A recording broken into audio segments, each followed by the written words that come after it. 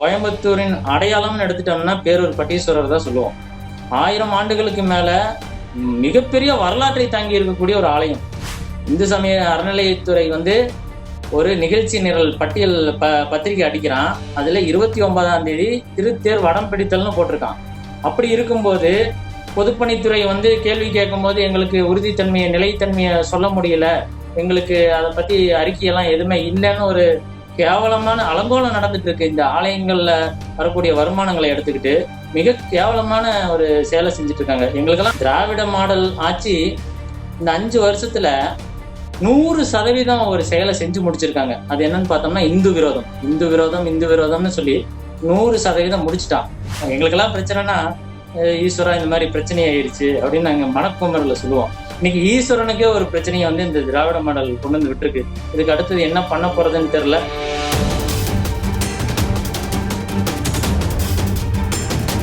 Sri TV நேயர்களுக்கு வணக்கம். எதிர்வினை நிகழ்ச்சியில் மீண்டும் சந்திப்பதில் மகிழ்ச்சி.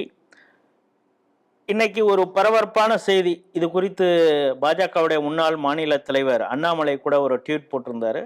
தினமலர் போன்ற செய்தித்தாள்கள் கூட இதை போட்டிருந்தாங்க. என்னன்னா, பேரூர் பட்டீஸ்வரர் கோயில் அங்கே பங்குனி உத்தரத்துல திருவிழாவில் தேரோட்டம் இருக்க போகுது அப்படின்னு அந்த தேரோட்ட நிகழ்ச்சி ஷெட்யூல்லாம் போட்டாங்க. ஆனால் இப்போ அது குறித்து ஆய்வு செய்ய போனவங்க பொதுப்பணித்துறையிலேருந்து தேருடைய நிலைத்தன்மை சரியில்லை, அதனால் இப்போதைக்கு நாங்கள் என்ஓசி கொடுக்க மாட்டோம், மாவட்ட கலெக்டர்கிட்ட நாங்கள் இன்ஃபார்ம் பண்ணிட்டோம் அப்படிங்கிறாங்க. இப்பொழுது தேரோட்டம் நடக்குமா நடக்காதான்னு தெரில. ஆனால் இது சம்பந்தமாக இந்து சமய அறநிலைத்துறை பல கோடி ரூபாய் செலவு செஞ்சிருக்கு. முதல்வரே அதை துவக்கி வச்சிருக்கிறாரு. ஆனால் இப்பொழுது பங்குனி உத்திரத்தில் அந்த தேர் ஓடாது அப்படிங்கிற ஒரு சூழ்நிலை வரும் பொழுது இதை இந்து முன்னணி கண்டித்திருக்கிறது. பக்தர்கள் ஆவேசமாக இருக்கிறாங்க. அங்கே உண்மையிலே நடந்தது என்ன அப்படிங்கிறத குறித்து நம்மிடம் பகிர்ந்து கொள்ள திரு கோவை ஆனந்த் அவர்கள் இணைந்திருக்கிறார். வணக்கம் கோவை ஆனந்த். வணக்கம். வணக்கம் ஜி. இந்த தேரூர் பட்டீஸ்வரர் கோயில் தேரோட்டம் நடக்குமா நடக்காதா? அந்த தேர்ல என்னதான் பிரச்சனை? பேரூர் பட்டீஸ்வரர் ஆலயம் ஒரு 1000 ஆண்டுகள் பழமையான ஆலயம். காஞ்சிமா நதின்னு சொல்லக்கூடிய நொய்யல் கரையில இருக்கக்கூடிய ஒரு பிரசித்தி பெற்ற ஆலயம். இந்த ஆலயத்துல இந்த நொய்யல் நதியினுடைய கரையில முன்னோர்களுக்கு தர்ப்பணம் திதி எல்லாம் கொடுக்கறதுக்கு தமிழகத்தினுடைய பல்வேறு இடங்கள்ல இருந்து வரக்கூடிய ஒரு மிக முக்கியமான ஆலயம். அடுத்தது இந்து சமய அறநிலையத்துறையினுடைய ஆலயங்களை பட்டியல் படுத்தியிருப்பாங்க. அதுல ஆண்டுக்கு 10 லட்சம் அதிகமான வருவாய் வரக்கூடிய ஆலயங்கள்ல மதுரை மீனாட்சி அம்மன் கோயில், இந்த மாதிரி சிறப்பான கோயில்கள் பட்டியலில் இருக்கக்கூடிய ஒரு முக்கியமான ஆலயம். இந்த ஆலயத்தினுடைய ஆண்டு வருமானம் இவங்க கொடுத்த தகவலின் அடிப்படையில 3,92,00,000 கிட்டத்தட்ட 4 கோடி ரூபாய் ஆண்டு வருமானம் வரக்கூடிய ஒரு முக்கியமான ஆலயம். இந்த ஆலயத்துல வருடம் கிட்டத்தட்ட ஒரு 600-700 ஆண்டுகளாக பங்குனி உத்திரத்துல திருத்தேரோட்டம் நடக்கிறது வழக்கமா இருக்கு. இந்த நிகழ்ச்சிக்கு இந்த ஆண்டும் 2026 பங்குனி மாதத்துல உத்திர திருவிழாவில் வரக்கூடிய 29ஆம் தேதி தேரோட்டம் திருவடம் பிடித்தல் அப்படின்னு இந்து சமய அறநிலையத்துறையினுடைய பத்திரிகையிலேயே பதிவு பண்ண ஒரு விஷயம். அதனால தேரோட்டம் நடந்துருங்கிற நம்பிக்கையில தான் நாங்கெல்லாம் இருந்தோம். இப்ப என்னாச்சுன்னு பாத்தீங்கன்னா, பொதுப்பணித்துறை இந்த தேரினுடைய நிலைத்தன்மை உறுதித்தன்மையை பத்தி அறநிலையத்துறையிட்ட கேள்வி கேட்கும் போது இவங்ககிட்ட சரியான பதில் இல்லை. ஏன்னா இந்த பராமரிப்பெல்லாம் சரியா பண்ணலன்னு நம்ம நினைச்சிட்டு இருக்கோம். அதனால ஒருவேளை இவ்வளவு காலமா தேர் பராமரிப்பு இல்லாம இருந்திருக்கு. பொதுப்பணித்துறை கேட்டோன்னே இவங்களால என்ன பதில் சொல்றதுன்னு தெரியலன்னு ஒரு பரிதவிப்பான நிலைமையில இருப்பாங்கன்னு நம்மளாம் நினைச்சிட்டு இருப்போம். ஆனா இன்றையில இருந்து 4 மாசத்துக்கு முன்னாடி 28 நவம்பர்ல இவங்க ஒரு பூஜை போடுறாங்க. எதுக்குன்னு பாத்தீங்கன்னா, பேரூர் பட்டீஸ்வர சுவாமி திருக்கோயிலினுடைய பட்டீஸ்வர ஈஸ்வரனுக்கு மொத்தம் 5 தேர் இருக்கு. அதுல சிவனுடைய தேர் கொஞ்சம் பழுதா இருக்கு, அதை புனரமைப்பு பண்ணணும், புதுசா ஒரு தேர் செய்யணும்னு சொல்லி 28 நவம்பர் 2025 ஒரு பூஜை போடுறாங்க. அதுக்கு நம்மளுடைய உண்டியல் பணம் 1,41,00,000 எடுத்து அதுக்கு டெண்டர் கொடுத்து தேர் வேலையும் செஞ்சுட்டாங்க. இன்னையில இருந்து 4 மாசத்துக்கு முன்னாடி 5 தேர்ல ஒரு தேர் பழுதா இருக்குன்னு கண்டுபிடிச்சிருக்காங்க. மத்த 4 தேரை கவனக்குறைவா விட்டுட்டாங்க போல கொள்ளையில போனவனுங்க. மன்னிக்கணும். ஏன்னா 4 மாசத்துக்கு முன்னாடி உறுதித்தன்மையோட இருந்த 5 தேர்ல ஒரு தேர் பழுதா இருக்குன்னு கண்டுபிடிச்சு அந்த தேரை சரி பண்ணியிருக்காங்க, பாராட்டணும். ஆனா 4 மாசத்துக்கு பிறகு பொதுப்பணித்துறை போய் கேட்கும் போது நிலைத்தன்மையை பத்தி எங்களுக்கு தெரியல அப்படின்னு கையை விரிச்சிட்டான். இவங்க போய் பார்க்கும்போது என்ன இருக்குன்னு பாத்தீங்கன்னா சின்ன சின்ன பழுதுகள் இருந்திருக்கு. அதனால தேரோட்டம் நடத்தக்கூடாதுன்னு நம்ம இந்துக்களினுடைய உணர்வுகளை பால்படுத்துற மாதிரி பேரிடிய வந்து எங்க கோயம்புத்தூர் மக்கள் மீது இறக்கியிருக்கிறாங்க. இதுக்கப்புறம் என்ன பண்ண போறாங்கன்னு தெரியல. இது வந்து திராவிட மாடல் ஆட்சி இந்த 5 வருஷத்துல 100% ஒரு செயலை செஞ்சு முடிச்சிருக்காங்க. அது என்னன்னு பார்த்தோம்னா இந்து விரோதம். இந்து விரோதம், இந்து விரோதம்னு சொல்லி 100% முடிச்சுட்டான். இந்த 101வது சதவீதம், 105வது சதவீதம், 110, 150ன்னு போகக்கூடிய இலக்க நோக்கி போயிட்டு இருக்காங்க. அதனுடைய வெளிப்பாடு தான் இப்படி. இந்து சமய அறநிலையத்துறை வந்து ஒரு நிகழ்ச்சி நிரல் பட்டியல் பத்திரிகை அடிக்கிறான். அதுல 29ஆம் தேதி திருத்தேர் வடம் பிடித்தல்னு போட்டிருக்கான். அப்படி இருக்கும்போது பொதுப்பணித்துறை வந்து கேள்வி கேட்கும்போது எங்களுக்கு உறுதித்தன்மையை நிலைத்தன்மையை சொல்ல முடியல, எங்களுக்கு அதை பத்தி அறிக்கையெல்லாம் எதுவுமே இல்லைன்னு ஒரு கேவலமான அலங்கோலம் நடந்துட்டு இருக்கு. இந்த ஆலயங்கள்ல வரக்கூடிய வருமானங்களை எடுத்துக்கிட்டு மிக கேவலமான ஒரு செயலை செஞ்சுட்டு இருக்காங்க. எங்களுக்கெல்லாம் மிகப்பெரிய வருத்தம்ங்க. கோயம்புத்தூரின் அடையாளம்னு எடுத்துட்டோம்னா பேரூர் பட்டீஸ்வரர் தான் சொல்லுவோம். 1000 ஆண்டுகளுக்கு மேல மிகப்பெரிய வரலாற்றை தாங்கி இருக்கக்கூடிய ஒரு ஆலயம். எங்களுக்கெல்லாம் என்ன என்ன நடவடிக்கை எடுக்கிறது, எங்க போய் அழுகிறது, எந்த ஈஸ்வரன்கிட்ட போய் முறையிடுறது. எங்களுக்கெல்லாம் பிரச்சனைனா ஈஸ்வரா இந்த மாதிரி பிரச்சனை ஆயிருச்சு அப்படின்னு நாங்க மனக்குமரில சொல்லுவோம். இன்னைக்கு ஈஸ்வரனுக்கே ஒரு பிரச்சனையை வந்து இந்த திராவிட மாடல் கொண்டு வந்து விட்டுருக்கு. இதுக்கு அடுத்தது என்ன பண்ண போறதுன்னு தெரியல. என்ன ஒரு கையாலாகாத நிலைமையில நாங்கெல்லாம் இருக்கோம். ஏன்னா எங்ககிட்ட இருக்கிற அனைத்து சொத்துக்களையும் பறிச்சுட்டான். 4 கோடி ரூபாய் இவங்கனால முடியலன்னு சொல்லியிருந்தா அந்த உண்டியல் பணத்தை வச்சு தங்கத்துல கூட தேர்வு செய்யலாம். ஆனா இப்போ எங்களை ஒரு இக்கட்டான சூழல்ல கொண்டு வந்து நிப்பாட்டியிருக்காங்க. பத்திரிக்கை அடிச்சாச்சு, நேத்து கொடி ஏத்தியாச்சு, திருவிழாக்கு கோலாகலமா எல்லாம் ரெடி ஆயிட்டு இருக்கோம். இந்த நேரத்துல வந்துட்டு எங்க கிட்ட பேரிடி இறக்கியிருக்காங்க. இப்ப சாதாரணமா இது போன்ற தேர் திருவிழா நடக்குது அப்படிங்கிறப்போ அந்த தேருடைய என்ன மாதிரி இருக்கு தேரு, எவ்வளவு உள்ள கிலோமீட்டர் சுற்றளவில் இந்த தேர் வலம் வர போகிறது.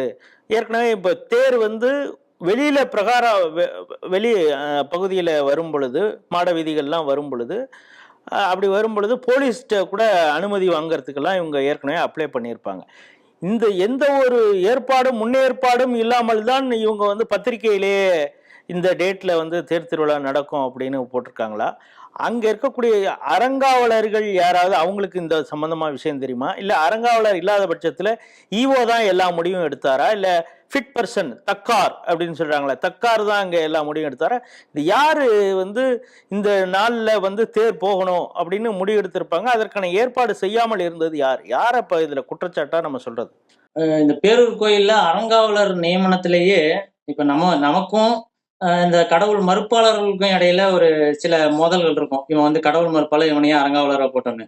ஆனா இந்த பேரூர் கோயில் விஷயத்துல கடவுள் மறுப்பாளர்களுக்குள்ளேயே சண்டை. திமுகவிலே 2 கோஷ்டியா பிரிஞ்சுக்கிட்டு இவங்களை ஏன் அறங்காவலரா போட்டீங்கிறது மாதிரி சிக்கல்கள்லாம் போயிட்டு இருக்கு.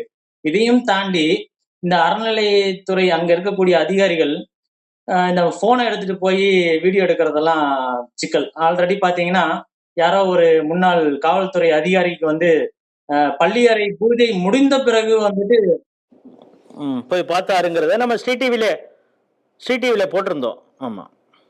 அதுக்கு பிறகு என்னாச்சுன்னா இந்த மாதிரி பள்ளியறை பூஜை முடிஞ்சதுக்கு பின்னாடி யாருக்கும் விவிஐபியா இருந்தாலும் சரி, அரசியல் பிரமுகர்களா இருந்தாலும் சரி, யாருக்கும் அனுமதி கொடுக்க கூடாதுன்னா ஒரு நீதியான ஒரு நேர்மையான நபர்கள் செய்யணும். ஆனா இப்ப இவங்க என்ன பண்ணிட்டாங்கன்னா உள்ளுக்குள்ள போனை கொண்டு வரக்கூடாதுன்னு ஒரு உத்தரவு போட்டாங்க.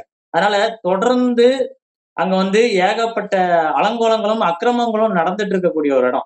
கோயில்ல கொடுக்கக்கூடிய பிரசாதத்தை வந்து கோயிலுக்குள்ள சாப்பிடக்கூடாது, வெளியில ரோட்ல போய் தான் நின்று சாப்பிடணுங்கிற மாதிரி அந்த கல்யாணி யானை, தமிழ்நாட்டிலேயே சிறப்பான யானைகள்ல கோயில் யானைகள்ல கல்யாணி யானை இருக்கு. அந்த கல்யாணி யானையை கூட புகைப்படம் எடுக்கிறது கூட மாட்டாங்க. அது கோயிலுக்குள்ளதான் புகைப்படம் எடுக்கக்கூடாது. வெளியில அந்த யானையை வைக்கக்கூடிய ஒரு கூடாரம் இருக்கு, அங்கே போய் போட்டோ எடுக்கலாம்னு அங்கேயும். ஏன்னா அந்த அதுக்கு கொடுக்கக்கூடிய ஃபுட்டு முதல் கொண்டு அவ்வளவு அழுகுன நாத்து அடிக்கும். அவ்வளவு கேவலமா செஞ்சுட்டு இருக்கக்கூடிய ஒரு நிலை இங்க வந்து திட்டமிட்டே. ஏன்னா அறநிலைத்துறை இதுலயே இந்து பெயர் தாங்கிகள் நிறைய பேர் இருப்பாங்க. கிறிஸ்தவருக்கு பிறந்திருப்பாங்க, இந்து பெயரை மட்டும் அடையாளத்துக்கு வச்சுக்கிட்டு இந்த அறநிலையத்துறையில புகுந்திருப்பாங்க. இவங்க வேணும்னே செய்யக்கூடிய செயல் தான் இந்து விரோதம். நான் தான் முதல்ல சொன்னேன் பாருங்க, 100% இந்து விரோதத்தை செஞ்சு முடிச்சுட்டாங்க. அதுக்கு மேலையும் அந்த சிறுபான்மையினரை திருப்திப்படுத்துறதுக்கு திருப்பரங்குன்றத்துல எப்படி நீதிமன்ற உத்தரவை எல்லாம் மீறி பல்டி அடிச்சாங்களோ அதே மாதிரி அவர்களை திருப்திப்படுத்துவதற்காக 150, 200% இந்து விரோதத்தை செஞ்சுட்டோங்கிற திருப்தியை கொடுப்பதற்காக இப்ப எங்களுடைய மத நம்பிக்கைகளை, மத வழக்கங்களை, பண்பாடுகள்ல வந்துட்டு இப்படி ஒரு சிக்கலை உண்டு பண்ணியிருக்காங்க. இது முழுக்க முழுக்க இதற்கு காரணம் திராவிட மாடல், கையாலாகாத திராவிட மாடல். இல்ல இது ஒரு முதல் முறை இருந்தா நம்மளால புரிஞ்சுக்க முடியுது. ஏற்கனவே திருநெல்வேலியில நெல்லையப்பர் கோயில்ல இதே போல தேர் வடம் பிடிக்கிறப்ப, அந்த வடமே அறுந்து போனது அப்படிங்கிற செய்தியெல்லாம் நம்ம பார்த்தோம். இந்து முன்னணி மிகப்பெரிய அளவுல போராட்டம் நடத்தியது. அதற்கு என்னென்னமெல்லாமா காரணம் சொன்னார் சேகர் பாபு அப்படிங்கிறத பார்க்குறோம். இப்பொழுது இவங்க ஏற்கனவே புனரமைப்பு ஒரு தேர பண்ணியிருக்காங்க. மத்த 3 தேர் எந்த கண்டிஷன்ல இருக்கு அப்படிங்கிறது தெரியாமல் தான் இந்த டயத்தை ஃபிக்ஸ் பண்ணியிருக்காங்க. அங்க இருக்கக்கூடிய ஈஓவுடைய செயல்பாடு இது குறித்து அங்க இருக்கக்கூடிய பக்தர்கள் என்ன சொல்றாங்க? பக்தர்கள்லாம் மிகுந்த மனவேதனையில இருக்காங்க. நாங்க இப்போ கோயிலுக்கு வந்து எங்களுடைய கண்ணீரை போக்குவதற்காக போறோம். கோயிலுக்கு போனாலே கண்ணீர் வர வைக்கக்கூடிய ஒரு சாதனையை செஞ்சது வந்து இந்த திராவிட மாடல். திராவிட மாடலுக்கு இந்த திராவிட சித்தாந்தத்தை, இந்து விரோதத்தை செய்வதற்காக தான் இந்த ஈஓலாம் இருக்கிறாங்க. இந்த தேரை தாண்டி கோயம்புத்தூர்ல கோணியம்மன் கோயில் தேர். இந்த கோயில் தேர் வந்து 300 ஆண்டுகள் பழமையான பழைய தேர் ஒன்று இருக்கு. இங்க எப்படி இந்த தேர் பின்னப்பட்டிருக்கு அப்படின்னு சொல்லி புது தேர் செஞ்சாங்களோ, அதே மாதிரி பழைய தேர் மைசூர் உடையார்கள் காலத்துல செஞ்ச 300 வருட பழமையான தேர். நானும் ஒரு 5 வருஷமா சொல்லிட்டு இருக்கேன். அது வந்து ஒரு கொற்றைக்குள்ள, ஒரு தகர கொட்டகைக்குள்ள கரையான் பிடிச்சிட்டு இருக்கு. தமிழ்நாட்டிலேயே இவ்வளவு முழுமையாக இருக்கக்கூடிய ஒரு தேர் வந்து வேற எங்கேயுமே இல்லை. பழைய தேர், புழக்கத்தில் இல்லாத தேர், இவ்வளவு முழுமையாக அந்த சிற்பங்களோடு இருக்கக்கூடிய தேர் தமிழ்நாட்டுல வேற எங்கேயுமே இல்லை. இந்த தேரை சென்னை எழும்பூர்ல இருக்கக்கூடிய அந்த அருங்காட்சியகத்துக்கு கொண்டு வரதுக்கு ஒரு 5 வருஷத்துக்கு முன்னாடி முயற்சி பண்ணாங்க. அதையும் நம்ம லெட்டர்லாம் போட்டு தடுத்து நிறுத்தணும். சரி, இவ்வளவு தடுத்து நிறுத்தி கோயம்புத்தூரினுடைய அடையாளமான பழைய தேரை பாதுகாக்கலாம்னு நினைச்சா, அப்பவும் பண்ணாம அது கடையை அரிச்சுக்கிட்டு இருக்குங்க. உண்மையாலுமே அவ்வளவு பாரம்பரியம் மிக்க ஒரு அடையாளம். தேர்களை பாதுகாக்க தவறிட்டு ஸ்டிக்கர் ஓட்டுவாங்க, திருவாரூர் தேரை ஓட்டுனது நாங்க தானே.